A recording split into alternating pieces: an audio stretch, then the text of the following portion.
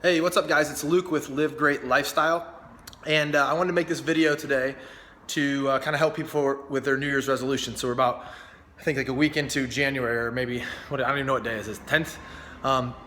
So these are kind of two tips or strategies that I use to talk to my clients about that hopefully can help you get started and kind of keep the momentum going as you make your New Year's resolution. This doesn't have to be limited to fitness stuff, but obviously that's where a lot of my clients are working. So the first one is, how do you get started? I used to have a friend that I lived with in college, and he'd always ask me, he's like, how do you always want to work out? And the reality is I don't. I like exercise, I love it, but there's days that I obviously don't want to work out either. So most people have this kind of mistake and misunderstanding of motivation, and they hire a trainer thinking that they need a trainer to be motivated, and you don't.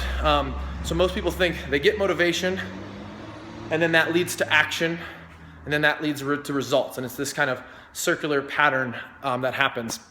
And what you have to realize is it doesn't just go motivation, action, results. It can go the other way.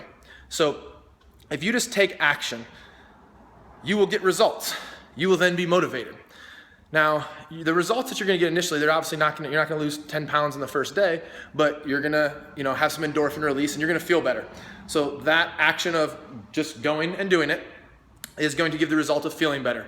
That's going to give you the motivation to do it again.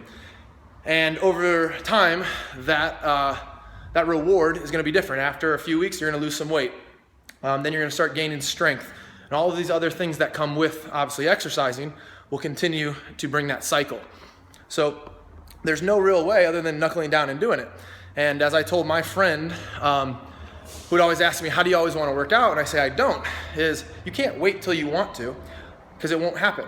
So when I lived in the Midwest, it'd be winter, it's cold, and I'd grab my gym bag thinking, I don't want to work out today. I'd even say it out loud. I wouldn't wait till I want to work out. I'd grab my bag, I'd grab my shoes thinking I don't want to work out. I'd head to the car thinking I really don't want to work out. As I'm driving to the gym, I'd think about how I don't want to work out. As I started my workout, I'd think about how I don't want to work out. About 3 minutes later, I'm working out, I'm happy I'm working out, and I feel really good. And then that cycle of motivation has started. So that's tip number one. Take action, realize you don't have to be motivated. You don't have to be motivated to take action to get results. It works the other way as well. The second one is actually from Jerry Seinfeld. So this is how you can kind of continue to take the necessary steps. So I've used this to do a month-long mobility challenge to myself. I've used this for a month-long cold shower challenge, which I highly recommend, and I'll talk about that later sometime. So Jerry Seinfeld, what he did to write his material was he had a calendar, and every day he'd put a red X on the calendar if he worked. I think it was like he did 30 minutes of working on material. If he did worked on his material, he put an X. Next day, he put an X. And psychologically, there is something about once you have about 4 days there, you really don't want to break that chain. So for me, when this was a month of working on my mobility, I just have the calendar, I have it accessible, it's hanging on my wall in my living room, right where I would walk past right before I go to bed.